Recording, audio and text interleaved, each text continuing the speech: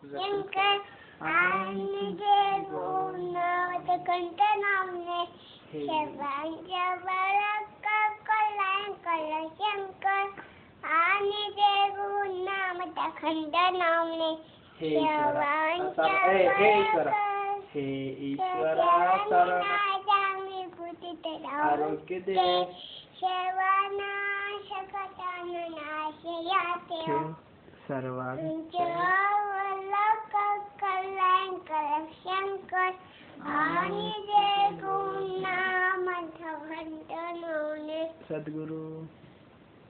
महाराजी जय. हे ईश्वरा अजून रहा